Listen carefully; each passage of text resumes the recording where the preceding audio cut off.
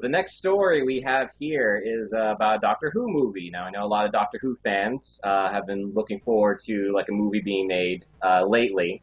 There was actually talks about a Doctor Who movie a while back, back in the 1980s here, in which movie studio execs were planning to first cast Michael Jackson, of all people, as Doctor Who.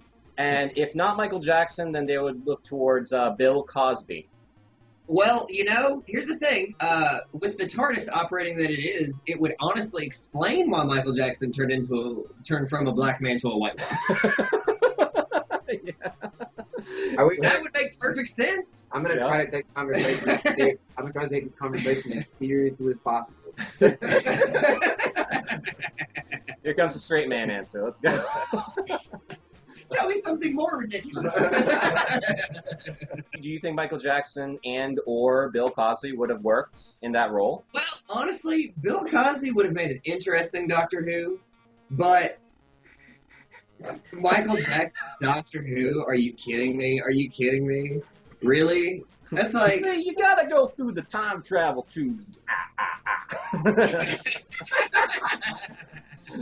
Yeah, a bunch of wiggly woggle there. Jim job at it. Time and wine and business going on out there. All this. The cooler in the TARDIS. The jello pudding pops. That's how the opening scene should start. It should have the camera coming up on top of Bill Cosby and he crosses over a little like jello pudding thing. Bill Cosby is Doctor. The TARDIS should be fueled by the jello pudding. Yes, the jello pudding pop. Yes, it's all the way around. I need more jello pudding. Go through time.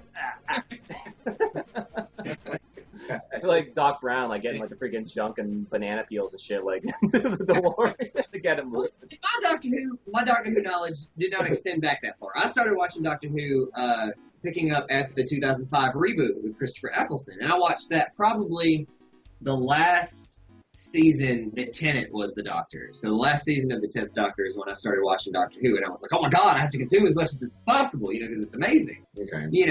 And the modern three Doctors, like, I honestly can't go back and watch the old Doctor Who because it's just way too corny for me. Like, it's just way too, like, 60s Batman-ish. Yeah, like, it's just so, almost soap opera-ish in its presentation.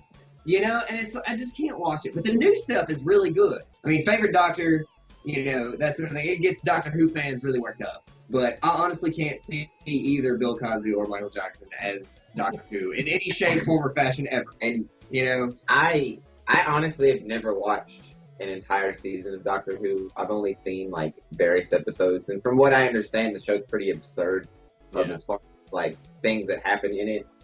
But Michael Jackson and Bill Cosby, that's, like, I don't think there's absurd is a word you can actually use. I think there's, like, the better word than absurd.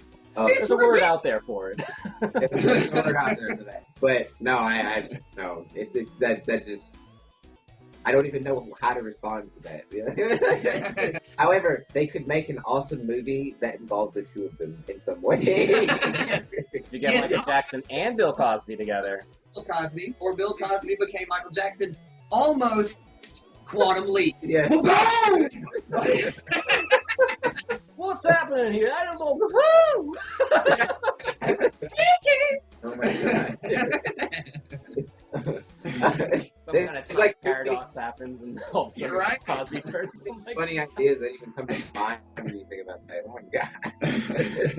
The Jackson paradox. The paradox. That should be the name of it. The Jackson paradox.